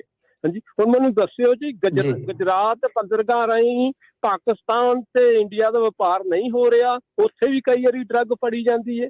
ਇੱਧਰ ਮੈਨੂੰ ਪਤਾ ਲੱਗਾ ਰਾਜਸਥਾਨ ਵਾਲੇ ਹਾਂਜੀ। ਬਾਰਡਰ ਤੇ ਵੀ, ਰਾਜਸਥਾਨ ਪਾਕਿਸਤਾਨ ਨਾਲ ਬਾਰਡਰ ਤੇ ਵੀ ਬੱਸਾਂ ਜਾ ਰਹੀਆਂ ਨੇ। ਹੁਣ ਮੇਰਾ ਸਵਾਲ ਮੁੜ ਕੇ ਹੈ ਵੀ ਕੀ ਭਗਵੰਤ ਮਾਨ ਇਹੋ ਜਿਹੇ ਬਿਆਨ ਦੇ ਕੇ ਭਾਰਤ ਦੀਆਂ ਏਜੰਸੀਆਂ ਨੂੰ ਖੁਸ਼ ਤਾਂ ਨਹੀਂ ਕਰ ਰਿਹਾ? ਕਿਉਂਕਿ ਮੇਰ ਭਰੀ ਨਜ਼ਰ ਰੱਖੋ, ਇਹੋ ਜਿਹੇ ਕੰਮ, ਇਹੋ ਜਿਹੇ ਬਿਆਨ ਅਮਰਿੰਦਰ ਸਿੰਘ ਦੇ ਦਮਦਾ ਸੀਗਾ। ਅਮਰਿੰਦਰ ਸਿੰਘ ਨੂੰ ਤਾਂ ਪਾਕਿਸਤਾਨ ਤੋਂ ਕੋਈ ਚੀਜ਼ ਚੰਗੀ ਨਹੀਂ ਸੀ ਲੱਗਦੀ, ਸਿਰਫ ਪੁਲਿਸ ਆਲਮ ਨੂੰ ਛੱਡ ਕੇ। ਜੀ ਮਿਹਰਬਾਨੀ। ਜੀ ਜੀ ਸੁਣ ਲਓ। ਓਕੇ ਮਿਹਰਬਾਨੀ। ਨਹੀਂ, ਆਹ ਗੱਲ ਮੈਨੂੰ ਤੁਹਾਡੀ ਬਹੁਤ ਵਧੀਆ ਲੱਗੀ, ਅੱਛੀ ਲੱਗੀ ਕਿ ਪਹਿਲੀ ਗੱਲ ਹੈ ਕਿ ਸਾਡਾ ਮੁੱਖ ਮੰਤਰੀ ਕਿਸ ਕਪੈਸਿਟੀ 'ਚ ਕਹੀ ਜਾਂਦਾ ਹੈ। ਜਦ ਕਿ ਪ੍ਰਵੀਨ ਜੀ, ਵਪਾਰ ਲਾਗੂ ਕਰਵਾਉਣਾ ਕੰਮ ਜਿਹੜਾ ਹੈ ਨਾ, ਵਿਦੇਸ਼ ਮੰਤਰਾਲੇ ਦਾ, ਸਾਡੀ ਮਤਲਬ ਕਿ ਜੋ ਕੂਟਨੀਤੀ ਹੈ, ਵਿਦੇਸ਼ੀ ਕੂਟਨੀਤੀ, ਉਹਦਾ ਪਾਰਟ ਹੁੰਦਾ ਹੈ। ਹਾਂਜੀ ਅਸੀਂ ਉਹਦੇ 'ਚ ਕੌਣ ਆ? ਹੁਣ ਜੇ ਮੈਂ ਕਹੀ ਜਾਵਾਂ ਏਦਾਂ ਨਹੀਂ ਏਦਾਂ ਕਰ ਦਿਓ, ਏਦਾਂ ਨਹੀਂ ਏਦਾਂ ਕਰ ਦਿਓ, ਉਹ ਵਾਹੀਆਤ ਗੱਲਾਂ ਨੇ। ਜੀ ਗੱਲ ਇਹ ਆ, ਮੈਂ ਤੁਹਾਨੂੰ ਹੋਰ ਵੀ ਜਸਵੀਰ ਸਿੰਘ ਜੀ ਇੱਕ ਕੰਮ ਦੀ ਗੱਲ ਦੱਸਦਾ, ਕਿਉਂਕਿ ਤੁਸੀਂ ਬਹੁਤ ਅਦਾਰਿਆਂ ਨੂੰ ਫੋਲੋ ਕਰਦੇ ਹੋ, ਜੀ ਤਾਂ ਵੀ ਤੁਹਾਡੇ ਕੰਮ ਆਏਗੀ। ਇਹਨਾਂ ਦੇ ਮੰਤਰੀ ਨੇ ਕੁਲਦੀਪ ਸਿੰਘ ਜੀ ਧਾਲੀਵਾਲ, ਇੱਥੋਂ ਹੀ ਗਏ ਨੇ, US 'ਚੋਂ ਹੀ ਗਏ ਨੇ ਉਹ। ਹਾਂਜੀ ਕੁਲਦੀਪ ਸਿੰਘ ਧਾਲੀਵਾਲ, ਕੁਲਦੀਪ ਸਿੰਘ ਜੀ ਧਾਲੀਵਾਲ ਹੋਰਾਂ ਕੋਲ ਹੈਗਾ ਹੈ ਮਹਿਕਮਾ ਖੇਤੀ ਦਾ, ਜੇ ਮੈਂ ਗਲਤ ਨਹੀਂ। ਜੀ ਇਹ ਗੱਲ ਹੈਗੀ ਆ ਅਕਤੂਬਰ 22 ਦੀ। ਅੱਛਾ, ਇਹ ਇੱਥੇ ਦਿੱਲੀ ਆਏ ਸਨ, ਮਤਲਬ ਕਿ ਜੋ ਖੇਤੀ ਮੰਤਰੀ ਹੁੰਦੇ ਨਾ, ਸਾਰਿਆਂ ਦੀ ਮੀਟਿੰਗ ਸੀਗੀ ਉੱਥੇ। ਇਹਨਾਂ ਨੇ ਉਹਦੇ ਵਿੱਚ ਹਿਸਾਬ ਲਾ ਲਓ, ਕੌਮੀ ਮੰਚ ਤੇ ਗੱਲ ਕਹੀ ਸੀਗੀ ਕਿ ਸਾਡਾ ਬਈ ਟ੍ਰੇਡ ਖੋਲਿਆ ਜਾਣਾ ਚਾਹੀਦਾ ਵਾਘਾ ਰਸਤੇ ਰਾਹੀਂ। ਕਹੀ ਸੀ ਬਿਲਕੁਲ ਕਹੀ ਸੀ। ਜੇ ਮੈਂ ਗਲਤ ਹੈ ਤੇ ਦੱਸ ਦਿਓ। ਜੀ ਜੀ ਹੁਣ ਮੈਨੂੰ ਦੱਸੋ ਪ੍ਰਵੀਨ ਜੀ ਕਿ ਦੋਗਲਾ ਕੌਣ ਹੈ, ਗਲਤ ਕੌਣ ਹੈ? ਕੀ ਚੀਫ ਮਿਨਿਸਟਰ ਜਾਂ ਮੰਤਰੀ? ਜੀ ਜਾਂ ਮੰਤਰੀ ਉਸ ਟਾਈਮ ਸਹੀ ਸੀ ਜਾਂ ਅੱਜ ਮੁੱਖ ਮੰਤਰੀ ਸਹੀ ਹੈ? ਕਿ ਉਦੋਂ ਡਰੱਗ ਨਹੀਂ ਸੀ ਹੈਗੀ ਜੀ, ਕਿ ਉਦੋਂ ਡਰੋਨ ਨਹੀਂ ਸਨ ਆਉਂਦੇ? ਮਤਲਬ ਕਿ ਇਹ ਜਿਹੜੀ ਗੱਲ ਹੈ ਨਾ, ਆਹੀ ਮੈਂ ਗੱਲ ਕਹਿਣਾ। ਪਹਿਲੇ ਕਾਲਰ ਜਿਹੜੇ ਆਪਣੇ ਆਏ ਸਨ ਸਰ, ਮੈਂ ਉਹੀ ਗੱਲ ਕਹਿਣਾ ਕਿ ਤੁਸੀਂ ਜੇ ਕੱਲੀ ਨਿਰੀਪੁਰੀ ਸਿਆਸਤ ਕਰੋਗੇ ਨਾ, ਪੰਜਾਬ ਨਹੀਂ ਸਬਰ ਸਕਦਾ। ਤੁਹਾਨੂੰ ਕਠੋਰ ਫੈਸਲੇ ਵੀ ਲੈਣੇ ਪੈਣੇ ਨੇ, ਤੁਹਾਨੂੰ ਜੁਰਤ ਵੀ ਵਿਖਾਉਣੀ ਪੈਣੀ ਹੈ, ਤੁਹਾਨੂੰ ਕੇਂਦਰ ਦੇ ਨਾਲ ਤਾਲਮੇਲ ਵੀ ਰੱਖਣਾ ਪੈਣਾ, ਦਾਬਾ ਵੀ ਰੱਖਣਾ ਪੈਣਾ, ਉਹਦੀ ਗੱਲ ਮੰਨਣੀ ਵੀ ਪੈਣੀ ਹੈ, ਸਾਰਾ ਕੁਝ ਹੀ ਕਰਨਾ ਪੈਣਾ। ਇਹੋ ਜੀ ਮਤਲਬ ਕਿ ਤੁਹਾਨੂੰ ਆਪਣੀ ਛਵੀ ਬਣਾਉਣੀ ਪਏਗੀ, ਸੱਚ ਨੂੰ ਸੱਚ ਕਹਿਣਾ ਪਏਗਾ। ਸੋ ਅਸੀਂ ਕਿੱਦਾਂ ਇੱਕ ਵਨ ਸਾਈਡਡ ਗੱਲ ਕਰੀਏ? ਤਾਂ ਜਸਵੀਰ ਸਿੰਘ ਜੀ ਹੋਰਾਂ ਨੇ ਜਿਹੜੀ ਗੱਲ ਕਹੀ ਹੈ, ਬਿਲਕੁਲ ਮੈਂ ਇਹਦੇ ਨਾਲ ਸਹਿਮਤ ਆ ਕਿ ਸਾਨੂੰ ਘੱਟੋ ਘੱਟ ਪੰਜਾਬੀਆਂ ਨੂੰ ਇਹ ਨਫ਼ਰਤ ਛੱਡਣੀ ਚਾਹੀਦੀ ਹੈ। ਹਾਂ ਠੀਕ ਹੈ, ਦੇਖੋ ਏਜੰਸੀਆਂ ਬਹੁਤ ਕੁਝ ਕਰਾਉਂਦੀਆਂ ਹੁੰਦੀਆਂ, ISI ਬਹੁਤ, ਉਹ ਕਹਿ ਲਓ ਕਿ ਉਹਨਾਂ ਦੀ ਪਹੁੰਚੀ ਹੋਈ ਏਜੰਸੀ ਹੈ ਜੀ। ਇੱਕ ਦੂਜੇ ਨਾਲ ਦੁਸ਼ਮਣੀ ਜਿਹੜੀ ਹੈ ਉਹ ਬਹੁਤ ਗਾਂਹ ਤੱਕ ਜਾਂਦੀ ਹੈ। ਪਰ ਗੱਲ ਇਹ ਹੈ ਕਿ ਜੇ ਟ੍ਰੇਡ ਖੁੱਲ ਜਾਵੇ ਤਾਂ ਹੋ ਸਕਦਾ ਦੁਸ਼ਮਣੀ ਘਟ ਜਾਵੇ। ਇਹ ਵੀ ਤੇ ਚੀਜ਼ ਸੋਚਣੀ ਚਾਹੀਦੀ ਹੈ ਨਾ। ਟ੍ਰੇਡ ਖੁੱਲੇ ਤਾਂ ਟ੍ਰੇਡ ਵਾਸਤੇ ਸਾਨੂੰ ਤੇ ਮੇਰੇ ਖਿਆਲ ਦੇ ਨਾਲ ਆਵਾਜ਼ ਬੁਲੰਦ ਕਰਨੀ ਚਾਹੀਦੀ ਹੈ, ਕਿਉਂਕਿ ਸਾਡੇ ਵਾਸਤੇ ਫਾਇਦਾਮੰਦ ਹੈ। ਪਰ ਅਸੀਂ ਆਪਣੀ ਕਿਉਂਕਿ ਰਾਜਨੀਤੀ ਵੇਖਣੀ। ਹੁਣ ਦੇਖੋ, ਇੰਨੀ ਕਾਹਲੀ ਚ ਮੁੱਖ ਮੰਤਰੀ ਸਾਹਿਬ ਨੇ ਬਿਆਨ ਦਿੱਤਾ ਕਿ ਉਹਨਾਂ ਨੂੰ ਆਪਣੇ ਮੰਤਰੀ ਦਾ ਆਫੀਸ਼ੀਅਲ ਸਟੇਟਮੈਂਟ ਕੌਮੀ ਮੰਚ ਤੇ ਦਿੱਤਾ ਹੀ ਭੁੱਲ ਗਿਆ ਜੀ। ਮਿੰਟੂ ਜੀ, ਕੁਝ ਸਵਾਲ ਆਪਾਂ ਨੂੰ ਸੋਸ਼ਲ ਮੀਡੀਆ ਤੇ ਵੀ ਮਿਲੇ ਨੇ ਤੇ ਉਹਨਾਂ ਦੇ ਵੱਲ ਵੀ ਚੱਲਦੇ ਹਾਂ ਆਪਾਂ। ਕੀ ਡੀਏਪੀ ਤੇ ਯੂਰੀਆ ਦੇ ਰੇਟ ਘਟੇ ਨੇ, ਇਹ ਗੱਲ ਸਹੀ ਹੈ? ਤੇ ਸਬਸਿਡੀ ਵਧਾਈ ਹੈ ਜਾਂ ਰੇਟਾਂ ਦੇ ਵਿੱਚ ਕਟੌਤੀ ਕੀਤੀ ਹੈ ਜੀ? ਕੀ ਅਸਲ ਮਾਜਰਾ? ਦੇਖੋ ਇਹਦੇ ਚ ਕੀ ਹੈ ਪ੍ਰਵੀਨ ਜੀ ਕਿ ਜੀ ਡੀਏਪੀ ਦੇ ਜਿਹੜੇ ਰੇਟ ਨੇ ਨਾ ਜੀ ਉਹ ਘਟ ਗਏ ਨੇ ਇੰਟਰਨੈਸ਼ਨਲ ਮਾਰਕੀਟ 'ਚ। ਠੀਕ ਹੈ। ਠੀਕ ਹੈ ਜੀ। ਮਤਲਬ ਕਿ ਡੀਏਪੀ ਯੂਰੀਆ ਜਿਹੜੀ ਹੈ ਨਾ ਉਹਦੇ ਰੇਟ ਬੀਤੇ ਕੁਝ ਦਿਨਾਂ ਦੇ ਵਿੱਚ ਬਹੁਤ ਥੱਲੇ ਡਿੱਗੇ ਨੇ। ਜੀ ਮੈਂ ਉਹ ਕੱਢ ਵੀ ਦਿੰਦਾ ਤੁਹਾਨੂੰ ਕਿੰਨੇ ਡਿੱਗੇ ਨੇ, ਕਿਉਂਕਿ ਮੈਂ ਇਹਦੇ ਤੇ ਰਿਪੋਰਟ ਕੀਤੀ ਹੋਈ ਆਲਰੇਡੀ। ਜੀ ਜੀ ਤੇ ਉਹਦੇ ਚ ਕੀ ਹੈ ਕਿ ਹੁਣ ਇਹ ਤਾਂ ਦੇਖਣਾ ਹੈ ਨਾ ਸਰਕਾਰ ਨੇ, ਕਿਉਂਕਿ ਥੱਲੇ ਕਿੰਨਾ ਕੁ ਫਾਇਦਾ ਦਿੰਦੀ ਹੈ। ਯੂਰੀਆ $400 ਤੇ ਡੀਏਪੀ $640 ਪ੍ਰਤੀ ਟਨ ਦੇ ਕਰੀਬ ਰੇਟ ਪੁੱਜੇ ਆ। ਜੀ ਤੇ ਜੇ ਤੁਸੀਂ ਦੇਖੋਗੇ ਤੇ ਇਹ ਜਿਹੜੀ ਹੈਗੀ ਆ ਯੂਰੀਆ ਦੇ ਭਾਅ ਉਹ 58% ਤੇ ਡੀਏਪੀ ਦੇ 36% ਘਟ ਗਏ। ਮਤਲਬ ਥੋਕ ਦੇ ਬਾਜ਼ਾਰ ਚ ਕਹਿ ਲਓ ਜਾਂ ਇੰਟਰਨੈਸ਼ਨਲ ਮਾਰਕੀਟ ਚ, ਕਿਉਂਕਿ ਇੰਡੀਆ ਇੰਪੋਰਟ ਕਰਦਾ ਹੈ ਜ਼ਿਆਦਾਤਰ ਫਰਟੀਲਾਈਜ਼ਰ ਜੀ ਜਾਂ ਫਰਟੀਲਾਈਜ਼ਰ ਦੇ ਵਿੱਚ ਪੈਣ ਵਾਲੇ ਜੋ ਵੀ ਹੈਗੇ ਨੇ ਤੱਤ। ਤਾਂ ਗੱਲ ਇਹ ਆ ਕਿ ਹੁਣ ਦੇਖੋ ਕੱਚੇ ਤੇਲ ਦੀ ਵੀ ਤੇ 1400-1500 ਕਰੋੜ ਰੁਪਏ ਦੀ ਕਮਾਈ ਕਰ ਲਈ ਹੈ 2-3 ਕੰਪਨੀਆਂ ਨੇ। ਜੀ ਜੀ ਕਿਉਂਕਿ ਕੱਚਾ ਤੇਲ ਸਥਿਰ ਹੋ ਗਿਆ ਕਿ $80-85 ਤੇ, ਕਿੱਥੇ ਮੁੜਿਆ ਜਾ ਕੇ 110 ਤੇ। ਜੀ ਤਾਂ ਉਹਨਾਂ ਨੂੰ ਹੁਣ ਫਾਇਦਾ, ਜਿੰਨਾ ਲਾਸ ਸੀਗਾ ਉਹ ਕੁਝ ਕੰਪਨਸੇਟ ਕੀਤਾ ਸਰਕਾਰ ਨੇ, ਉਹ ਵੀ ਉਹਨਾਂ ਨੂੰ ਪਚ ਗਿਆ। ਫਿਰ ਉਹਦੀ ਰਿਕਵਰੀ ਵੀ ਕਰ ਲਈ, ਉਲਟਾ ਮੁਨਾਫਾ ਵੀ ਖੱਟ ਲਿਆ ਕਈ ਹਜ਼ਾਰ ਕਰੋੜ, ਪਰ ਗਾਹਕ ਨੂੰ ਫਾਇਦਾ ਨਹੀਂ ਦਿੱਤਾ। ਉਹਦਾ ਇੱਕ ਰੀਜ਼ਨ ਇਹ ਆ ਕਿ ਆਉਣ ਵਾਲੇ ਦਿਨਾਂ 'ਚ ਜਦੋਂ ਇਲੈਕਸ਼ਨ ਨੇੜੇ ਹੋਏਗਾ, ਕੱਚੇ ਤੇਲ ਦੀਆਂ ਕੀਮਤਾਂ ਚਾਹੇ ਖੂਹ 'ਚ ਜਾਣ ਚਾਹੇ ਪਹਾੜ ਤੇ ਜਾਣ, ਜੀ ਤਾਂ ਇੱਥੇ ਫਿਰ ਉਹ ਥੋੜਾ ਲਾਭ ਦੇ ਦੇਣਗੇ। ਠੀਕ ਹੈ ਜੀ। ਤਾਂ ਉਸੇ ਤਰ੍ਹਾਂ ਹੈ ਕਿ ਹੁਣ ਇੰਟਰਨੈਸ਼ਨਲ ਮਾਰਕੀਟ 'ਚ ਕਹਿ ਲਓ ਜਾਂ ਕਹਿ ਲਓ ਕਿ ਸੰਸਾਰ ਦੇ ਬਾਜ਼ਾਰ 'ਚ ਕਹਿ ਲਓ, ਕੁਝ ਵੀ ਕਹਿ ਲਓ, ਕਿ ਉਹ ਤਾਂ ਕੀਮਤਾਂ ਡਿੱਗ ਪਈਆਂ। ਉਹਦਾ ਲਾਹਾ ਕਿਸਾਨ ਨੂੰ ਮਿਲੇਗਾ ਕਿ ਨਹੀਂ ਮਿਲੇਗਾ ਉਹ ਨਿਰਭਰ ਕਰਦਾ ਹੈ ਸਰਕਾਰ ਤੇ, ਕਿਉਂਕਿ ਸਬਸਿਡੀ ਵਿੱਚ ਇਹ ਦਿੰਦੇ ਨੇ ਨਾ ਜੀ। ਤਾਂ ਜੇ ਉਹ ਸਬਸਿਡੀ ਵਧਾ ਦੇਣ ਥੋੜੀ ਜੀ, ਕਿਉਂਕਿ ਇਹਨਾਂ ਦਾ ਬਿੱਲ ਤਾਂ ਘਟ ਗਿਆ ਸਬਸਿਡੀ ਵਾਲਾ ਇੰਟਰਨੈਸ਼ਨਲ ਮਾਰਕੀਟ 'ਚ, ਤੇ ਉਹਦਾ ਥੋੜਾ ਜਿਹਾ ਫਾਇਦਾ ਜੇ ਦੇ ਦੇਣਗੇ ਤੇ ਇਹਨੇ ਨਾਲ ਕੀ ਹੈ ਕਿ ਜਿਹੜੀ ਇਨਪੁਟ ਕਾਸਟ ਹੈ ਜਿਹੜੀ ਕਿਸਾਨ ਦੀ ਉਹ ਥੱਲੇ ਆ ਜਾਏਗੀ। ਜੀ ਉਧਰੋਂ ਉਹਨੂੰ ਥੋੜਾ ਆਊਟਪੁੱਟ ਵਧਾ ਦਿਓ, ਇਨਪੁੱਟ ਘਟਾ ਦਿਓ ਤੇ ਆਪੇ ਉਹਦਾ ਮੁਨਾਫਾ ਆ ਜਾਏਗਾ। ਜੀ ਜੀ। ਮਿੰਟੂ ਜੀ, ਇੱਕ ਚਰਚਾ ਹੋਰ ਵੀ ਹੈ ਕਿ ਹੁਣ ਚੋਣ ਸੁਧਾਰਾਂ ਵੱਲ ਨੂੰ ਸ਼ਾਇਦ ਉਮੀਦ ਜਾਗੀ ਹੈ। ਜਿਹੜੀ ਚੋਣ ਕਮਿਸ਼ਨ ਦੀ ਜਿਹੜੀ ਅਪਾਇੰਟਮੈਂਟ ਆ ਉਹ ਸੁਪਰੀਮ ਕੋਰਟ ਕੋਲੇ ਆ ਜੀ, ਇਹਦੇ ਤੇ ਕੀ ਕਮੈਂਟ ਹੈ ਤੁਹਾਡਾ? ਨਹੀਂ ਦੇਖੋ, ਜਿਹੜੀ ਉਹ ਨਿਯੁਕਤੀ ਹੈ ਉਹ ਹੈਗੀ ਹੈ ਚੋਣ ਕਮਿਸ਼ਨਰਾਂ ਵਾਲੀ। ਹਾਂਜੀ। ਚੋਣ ਕਮਿਸ਼ਨਰਾਂ ਵਾਲੀ ਮੈਂ ਕਿਉਂ ਕਹਿ ਰਿਹਾ, ਕਿਉਂਕਿ ਚੋਣ ਕਮਿਸ਼ਨਰ 3 ਹੁੰਦੇ ਨੇ ਜੀ। ਇੱਕ ਮੁੱਖ ਚੋਣ ਕਮਿਸ਼ਨਰ ਤੇ ਦੂਸਰੇ 2 ਜਿਹੜੇ ਆ ਉਹ ਅਸਿਸਟ ਕਰਨ ਵਾਲੇ ਚੋਣ ਕਮਿਸ਼ਨਰ। ਤਾਂ ਇਹ ਕੀ ਹੈ ਕਿ ਸੁਪਰੀਮ ਕੋਰਟ ਨੇ ਬੀਤੇ ਦਿਨੀ ਇੱਕ ਹਿਸਟੋਰੀਕਲ ਫੈਸਲਾ ਦਿੱਤਾ ਹੈ ਕਿ ਜਿਹੜੀ ਇਹ ਅਪਾਇੰਟਮੈਂਟ ਦੀ ਕਹਿ ਲਓ ਕਿ ਪ੍ਰਕਿਰਿਆ ਹੈ, ਇਹ ਏਦਾਂ ਨਹੀਂ ਚੱਲੇਗੀ ਕਿ ਤੁਸੀਂ ਮਤਲਬ ਕਿ ਲਿਸਟ ਬਣਾਈ ਤੇ ਘੁੱਗੀ ਮਾਰੀ ਬਸ।